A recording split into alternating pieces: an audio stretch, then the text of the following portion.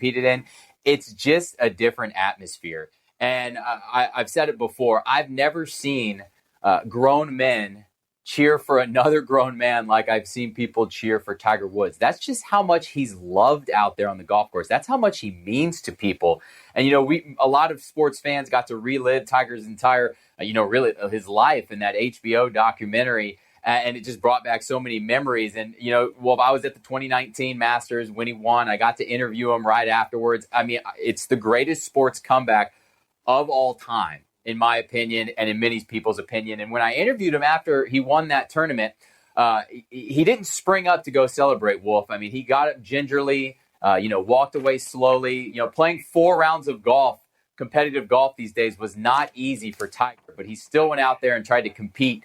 And, here's hoping that we have not seen the last of Tiger Woods competing on a golf course. I echo that. Let's hope and pray that he's going to be okay. Dr. Lena Wen is joining us, our CNN medical analyst. She's an emergency room physician. So when someone like Tiger Woods is in a car crash like this and is brought to the emergency room, Dr. Wen, what do you immediately start looking for?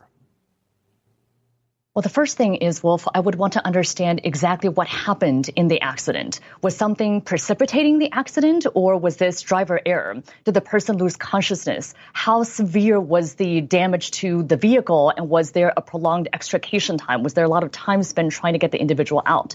Then we would do what's called the primary trauma survey. So we look at airway, breathing, circulation, the ABCs, and see if there's something immediately life-threatening that we have to address. Does this patient, are they breathing on their own? Is there circulation good at the moment?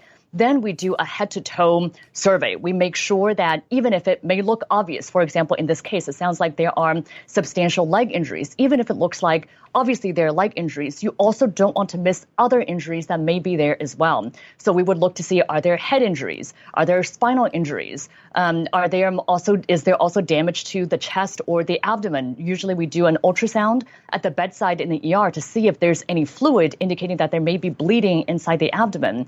And then we would look to see if there are leg injuries too, especially if there are substantial leg injuries. Generally, the force is such that there may be other injuries associated with that. So obviously don't know if that's the case with Tiger Woods, but in patients in the ER, those are the other things that you want to look for. You don't want to miss the other injuries when there is something that's very obvious. That's the consequence of a trauma like this. And so can they immediately begin surgery? Let's say he's got fractured legs. Can they immediately begin surgery, or do they have to do tests for his whole body first? Generally, for patients coming into the ER, we would do a head-to-toe scan because you also want to see, is there something else that we're missing? Is there bleeding inside the brain? Again, not saying that this is the case at all in this circumstance, but that in trauma patients, you want to make sure that you don't miss something else too. So you generally do a head-to-toe scan looking to see, are there spinal injuries? Is there any damage to the lungs, to the heart, anything else that we could be missing as well? And typically after that, once the extent of the injuries are known, the plan is then made about what type of surgery should be done. Sometimes, for example, if there's also bleeding inside the abdomen, sometimes the surgery is done together in order to look for the source of that bleeding and to look for other sources too. I asked the question, Dr. Wen, because it seems to me, and I obviously not a doctor, that if you can already start doing surgery on his multiple leg injuries, as his agent Mark Steinberg says, he was in a single car accident, suffered multiple leg injuries. He's currently in surgery. We thank you for your privacy and support. So if you can start doing surgery right away, that's a bit encouraging, is it? I'm not sure that I would say that, Wolf. It could be, certainly, but it could also, the other circumstance that I've seen is that some patients could have, for example, substantial bleeding where there is a fracture. So depending on what they may have broken, and in this case, what was reported was that there are compound fractures, meaning that the bone pierces the skin. And if that's the case, could there also be damage to blood vessels? Do they also need to stop bleeding? And that may be a reason to start surgery. Again, we don't know the details, but I'm not sure that the reason that the fact that surgery was done quickly is necessarily good or bad. I want to bring in CNN World Sports host Don Riddell, who's been watching all of this unfold. Don, tell us what Tiger Woods has meant not only here in the United States, but around the world. Well, Wolf, how long have you got? It would be very difficult to put that into just a few words. I mean, this is a man who revolutionized the game of golf. This is a man who transcended the game of golf. This is a man whose narrative arc has been absolutely extraordinary and a Hollywood writer's dream. When you look at, he was a childhood star. He was on television with a dainty little set of golf clubs when he was just 1 or 2 years old. A child prodigy, a university golf standout star, and somebody who burst onto the golf scene and started winning major tournaments, emphatically so, almost immediately. The chase for Jack Nicklaus's 18 major titles really kind of defined the competitive element of his career. He got to 14, of course, and he was stuck on 14 for so long, and that's when his life really started to fall apart. His marital difficulties, the infidelities, which were so well chronicled. And then on top of that, we had all the injuries, the knee injuries, the back surgeries, 4 back surgeries.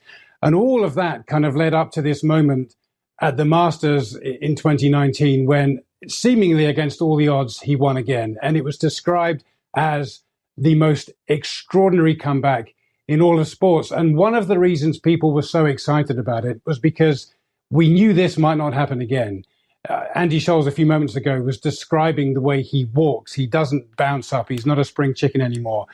His body has lived many, many lives. And so when he won in 2019, it seemed as though this could be the last. Now, he has been playing up until the end of last year. He's just undergone a 5th back surgery, this one to relieve pressure on a disc. He had another trapped nerve feeling in his back.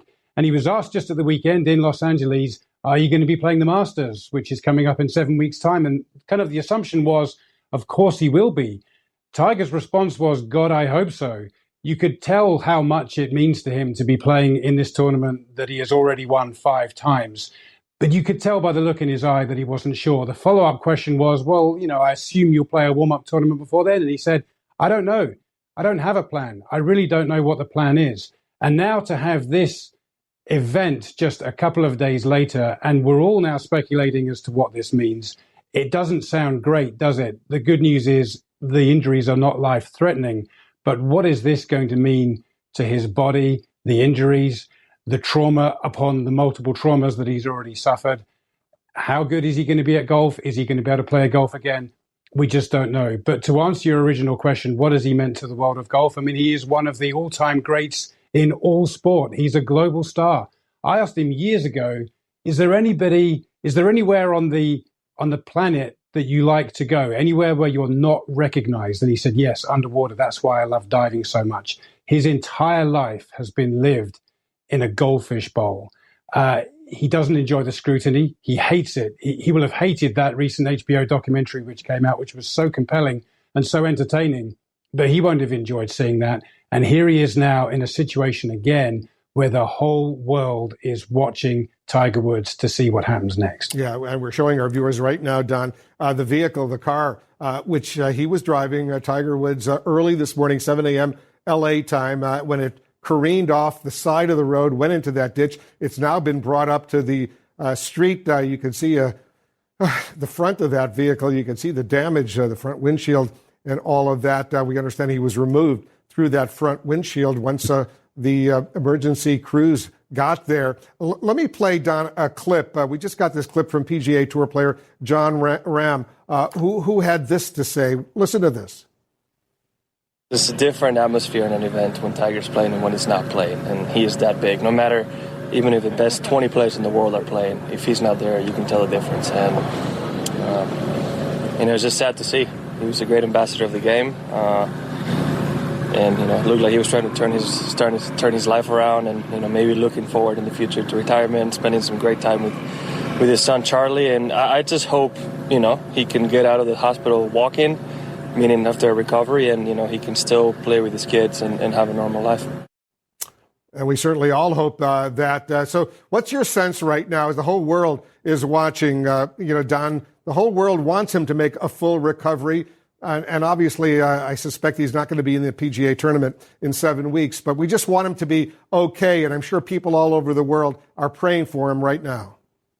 Yeah, and John Rahm touched upon something there, because we've all seen, Tiger Woods has been a parent now for well, his kids are about the same age as mine, about 13, 14 years ago that he had his first daughter. What we saw more recently with Charlie, his son, coming out and playing alongside him, which was absolutely brilliant to see. And his son clearly has an insane amount of golfing talent as well. We were seeing a new Tiger Woods. We were seeing more of a family man. We were seeing more of a caring father. We were seeing a man who just seemed a little bit more chill, a little bit more relaxed. And I think people really wanted to see that. I think, whatever you think of the decisions that he's made in life, and he has paid dearly for some of his actions, people still like rooting for the athlete. And I think once we saw him come back from all his challenges and traumas and to win again and to see what it meant to him and to see what it meant to his family and his kids, how could you not root for the guy? How could you not want him to live happily ever after with his two kids who clearly adore him? And I think that's what a lot of these younger golfers are seeing and now talking about. John Rahm made exactly that comment. Justin Thomas earlier today said he's sick to his stomach at what's happened today. Justin Thomas is very, very close to Tiger Woods. A lot of these golfers were inspired to play because of Tiger Woods. They all loved the chance in 2019 to actually be able to compete against him in his prime because they'd only ever seen him in his prime on video. And I think that's something that's of great concern right now, is just what does the future of Tiger Woods' life look like? Not necessarily the rest and the future of his golf career. It's just, what condition is Tiger Woods, the man, going to be left in after this point? And, we're all speculating, we're all working our sources, we're all trying to find out, but clearly it's just too soon to know. You can see the sheriff, the police over there, they're going through that vehicle. They're removing things. They're taking pictures. Obviously, they want to have a full investigation, and we're standing by in about a half hour or so from now. They're going to have a news conference in L.A. We'll have live coverage of that coming up. Danny Rappaport is back with us, staff writer for Golf Digest. Danny, you've been covering Tiger Woods for the last few years on a daily basis. First of all, what's it like to cover Tiger Woods? That's a great question. I mean, as a kid who grew up in the early 2000s, he was this larger than life figure, as all the other guests have touched upon. He's Tiger Woods. He's one of those names that you just hear the name and it transcends sports. He's the reason that I love golf, and it's been a thrill. And he's been nothing but generous and time and patient with us, and very generous with his time. And I think this is a new Tiger that we've seen in the last couple of years. That's no secret. He's different with the media than he was when he was sort of at his ruthless best in his 20s and even in his early 30s. And I think his back struggles really did humble him. He thought that he might not ever get to play this game again. And this is what Tiger Woods does. So the whole thought of not being able to do that, I think, really gave him some perspective. And it's been great. And I've been at, I think, every event that he's played in the last 18 months. So this is a tough day. It's a tough day. I've spent so much time around this guy. And like you said, this is what I do. So seeing those pictures and not having answers is tough. Your full-time job is to cover Tiger Woods. Is he accessible? Was he kind? Was he nice to you? What was it like? Yeah, nice, kind, all those things. I mean, of course, he's Tiger Woods, and he's got a lot of different competing interests for his time. So, it's not like we're hanging out all the time. But every time that I did get to talk to him, he remembers my name, talks to me one-on-one, is honest, forthright. It's really been a thrill. It's been a great experience. So I'm kind of really now. Yeah, I think we just lost Danny again. We'll try to reconnect with him. Christine Brennan is still with us. So, Christine, give us a sense of what this means right now, what it means for golf, what it means for sports, as we hope and pray that he's going to make a complete recovery. This is a huge story, Wolf. It's an absolutely huge story. Obviously, look at what we're doing right now in the world. There's so much going on, and it's Tiger, and it will be, I think, for several days. Why is that? He's transcended golf long ago and moved into this stratosphere of culture and role modeldom and an iconic status that will be studied 100 years from now. It's part of our culture. It's what we do.